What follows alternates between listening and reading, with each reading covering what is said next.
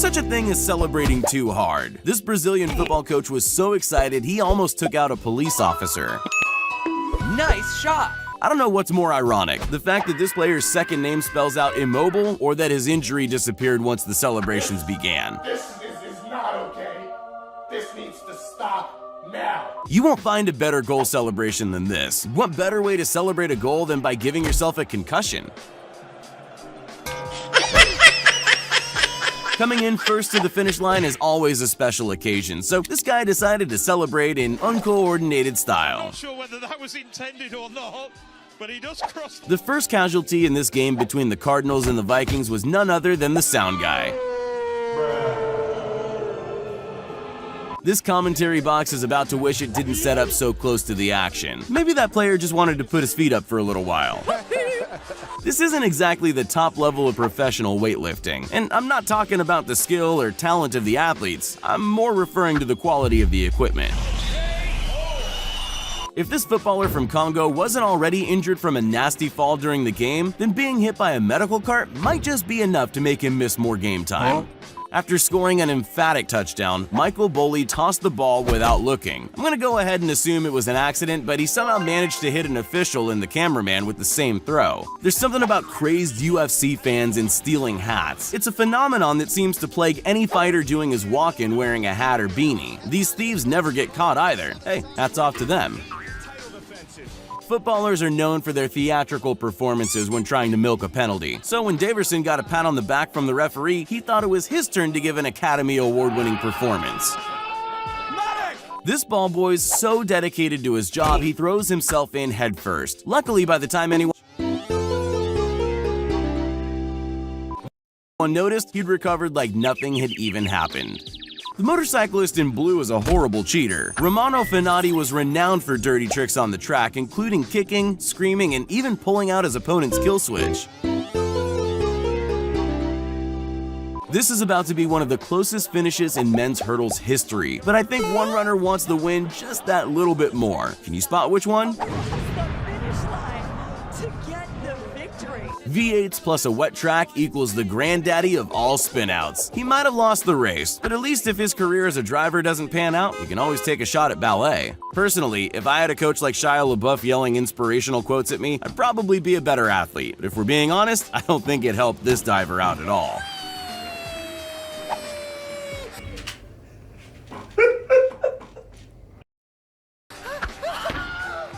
After running the fastest half marathon in London's history, Robert Mabithe was taken out by the final boss, the finish line tape.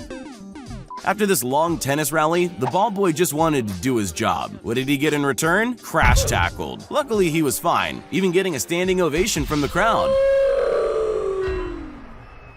Even if you're on opposing teams, a friendly pat on the back is always welcome. Unless, of course, it's this kind of pat, the one that earns you a red card. When Henrik Lundqvist launched his hockey stick into the crowd in celebration, he had no idea it would cause a mass brawl of superfans who wanted the souvenir for themselves. Slide tackles are one of the most essential skills needed in professional football, and this is how they train for them. When Josh Hart blocked a buzzer beater from James Harden, the frustrated baller seemed to want to punish himself. I'm not sure Josh Hart believed what he just saw. After training for most of his adult life, Jeffrey Jolmis was pumped to finally be competing in the Olympic Games. But competing at the top level has its hurdles, and Jeffrey fell on the first one. There's goal celebrations, and then there's deliberate destruction of property. I'm not sure if this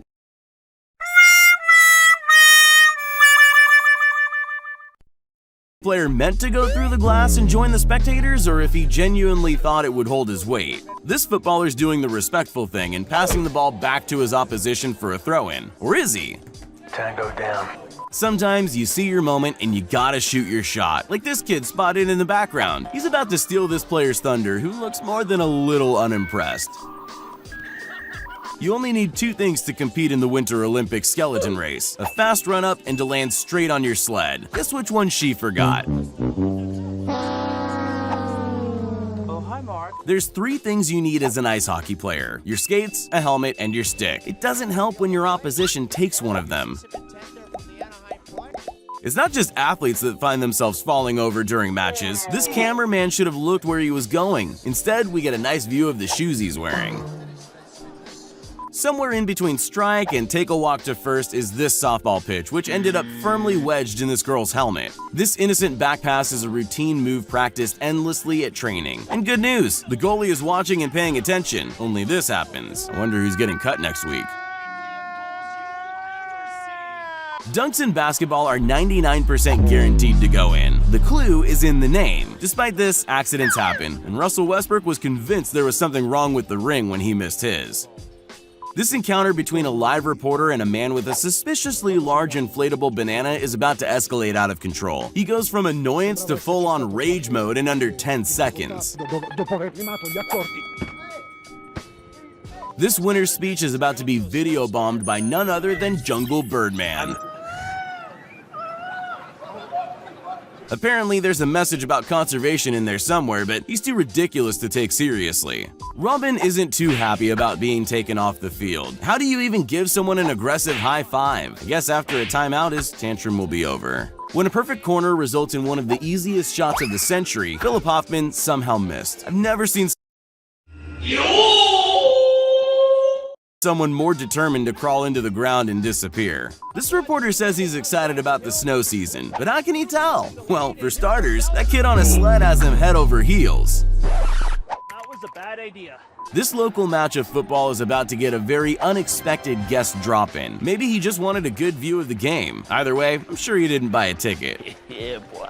After 4 long years of training, it's this gymnast's dream to make his country proud. I'm just not sure his landing was part of the plan. It's time to stop. It's time to stop. There's a reason some people are players and others spectators. Most of it comes down to talent, skill, and coordination, none of which this guy has. I'm dying. Help me. When this footballer scored a goal just before full time, the crowd went wild, with one fan throwing a cup of beer at their hero. Not even the movies have endings as great as this. This goalkeeper's about to make football's cardinal sin. Take your eyes off the ball. By the time he saw the thrown ball, it was already too late. On camera, Trey looks normal-sized. That is, until you put him next to the one and only Shaq, who manhandles his beard like a fluffy pet. This rookie's about to score his very first goal, and while the crowd goes wild, his teammates choose to celebrate with him in a very different way. I can't think of a more intense sport than curling. Okay, maybe that's not entirely true. But in this crazy game, one athlete forgets about a previously curled stone and takes a tumble. Now, we know that all injuries in international football are just elaborate dives, but sometimes your medical staff can make a minor injury even worse. With that kind of coordination, maybe the medical field isn't for you.